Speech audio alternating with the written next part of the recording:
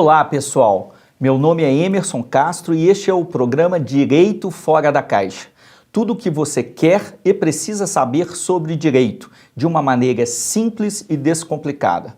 Hoje o nosso programa conta com a presença do Dr. Abel Chaves, assessor jurídico do Conselho Regional de Administração do Estado de Minas Gerais, sócio do escritório Chaves Marques Advogados Associados, professor universitário e membro da Comissão de Direito Público da OAB Minas Gerais. Seja bem-vindo, Dr. Abel. É um prazer recebê-lo aqui conosco, viu? Muito obrigado, o prazer é todo meu e realmente eu estou aqui para poder falar sobre os conselhos, né, representando aí o Conselho Regional de Administração de Minas Gerais. Legal, e esse assunto, os conselhos profissionais, eles são sempre assunto, né, da regulamentação das profissões. Eu gostaria de perguntar para o senhor, o que são os conselhos profissionais? Pois é, os conselhos profissionais são autarquias e o STF confirmou, né, esse conceito, essa natureza jurídica dos conselhos por meio de uma ADIM 17.17.6, reafirmando então a natureza jurídica de direito público, muito contrário do que muita gente pensa, né, que poderia ser uma entidades privadas ou entidades híbridas, né, mas não são. A personalidade jurídica realmente é de direito público. E o STF também, neste voto, ele fala o seguinte, que tem a natureza jurídica de direito público, mas sui generis. Então, quer dizer, tem uma diferenciação em relação às outras autarquias. Entendo. E a diferenciação exatamente no quê? Justamente porque eles estão desmembrados, né, da administração pública federal. Então, eles são entes autônomos, né? Entendo. E você poderia, vou te chamar de você, tá certo? Fique à vontade. Eu gostaria de saber e perguntar, assim, o que são as profissões regulamentadas, né? Isso. No Brasil, algumas profissões são regulamentadas, né? Essas profissões regulamentadas são normalmente até de profissionais formados por profissionais liberais. Então, essas profissões são regulamentadas por meio, então, de lei. São leis federais que criaram essas profissões, né? São leis até muito antigas, que estão até hoje em pleno vigor no Brasil, né? E para poder, os profissionais, para eles poderem exercer atividade profissional, então eles precisam ter habilitação profissional, de acordo com as normas do MEC, e precisam também ser inscritos nos conselhos profissionais das respectivas categorias. Então, somente com essa estrutura, né, formada então pela habilitação, por meio do próprio diploma, né? E também da inscrição nos conselhos, então é essa estrutura que dá, então, a habilitação profissional para o exercício da atividade profissional. Sim, então a gente pode falar que os conselhos fiscalizam a atividade profissional dessas áreas? Nós podemos até resumir qual que é a função dos conselhos, né? Então, como entidades públicas voltadas para a sociedade, os conselhos, então, vão fiscalizar, orientar a atividade profissional e também vão punir os profissionais, os maus profissionais, vamos assim colocar, né? Os profissionais que vão passar por um processo ético e aí depois, se confirmada realmente a infração ética, os conselhos então vão poder punir os seus profissionais. Então nós podemos resumir que os conselhos têm 3 funções básicas: fiscalização, orientação e a punição dos maus profissionais, em benefício da sociedade. Entendo. Agora, tem uma confusão muito grande sobre conselho profissional e sindicato. O que o senhor pode nos dizer a respeito? Exatamente. Está na questão da natureza jurídica dos dois entes. Os conselhos profissionais, e muita gente, professor Emerson, confunde esses órgãos. Os conselhos profissionais, como entidades públicas, eles protegem os cidadãos em relação aos seus profissionais.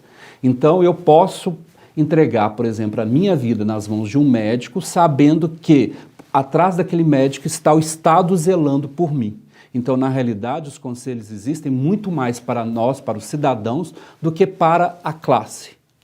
Então, por isso que eles têm natureza jurídica pública, porque por ser público tem que voltar-se para toda a sociedade. Já os sindicatos não. Os sindicatos, como entidades privadas, deve então ter suas atividades voltadas para a classe, para o benefício da classe. Então os sindicatos é que devem promover festas, os sindicatos que devem fazer determinados convênios de saúde, por exemplo. Então os sindicatos voltam as suas atividades para um determinado nicho do mercado, Entendo. para uma determinada classe. Os conselhos não devem ter as suas atividades voltadas para uma classe. Ao contrário do que muita gente pensa na sociedade brasileira. Os conselhos têm suas atividades voltadas para a sociedade em relação à atividade prestada por seus profissionais. Agora, uma das suas atividades é a assessoria jurídica dentro do Conselho Regional de Administração do Estado de Minas Gerais. Correto. A assessoria jurídica de um conselho, ela faz o quê? Quais são as atribuições dela? Eu sempre simplifico essa pergunta da seguinte maneira lá no Conselho. Nós temos uma atividade interna e uma atividade externa. Atividade interna, nós prestamos, então, uma prestação de serviço, né, voltado para a administração propriamente dito, no sentido de analisar contratos, né, prestar os serviços diretamente à presidência, né, em relação à participação das reuniões, da diretoria. Então nós temos esse trabalho todo interno, também a participação nos processos licitatórios, né, que a assessoria jurídica é imprescindível. E temos o trabalho externo. O que consiste o trabalho externo? Já são aquelas ações judiciais, ou que o CRA vai demandar, ou que o CRA é demandado. Essas ações são as ações de execução fiscal, normalmente em decorrência dos profissionais que não pagam as anuidades, né? Então nós temos um prazo aí para entrar, porque a anuidade é considerada tributo, tem a natureza jurídica tributária, então nós temos todo o arcabouço jurídico tributário para observar prazo, etc. Entendo. E também recebemos ações que vêm dos profissionais questionando, às vezes, um cancelamento que não concordou, né? Ou um pagamento também que não concorda. Então, nós temos ações nesse sentido. Pois bem, falando isso para o nosso público que tem estudantes, jovens advogados, a comunidade em geral, né? Eu vejo que é muito trabalho.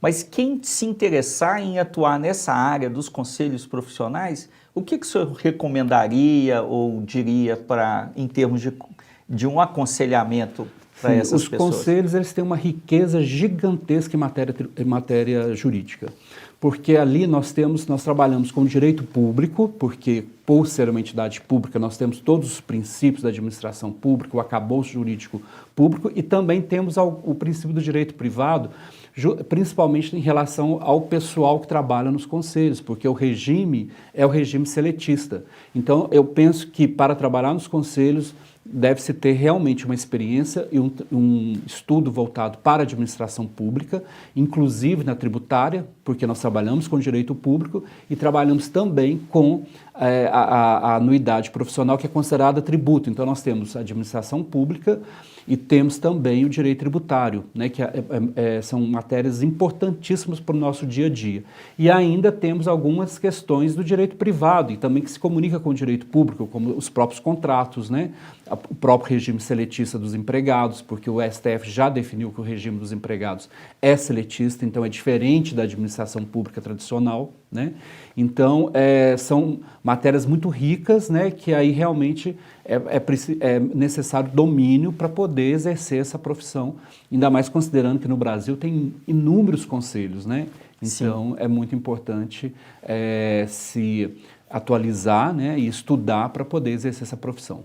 Não, e eu acho interessante porque é mais um campo de trabalho, né, para o egresso da faculdade de Direito, do curso de Direito, que ele pode atuar.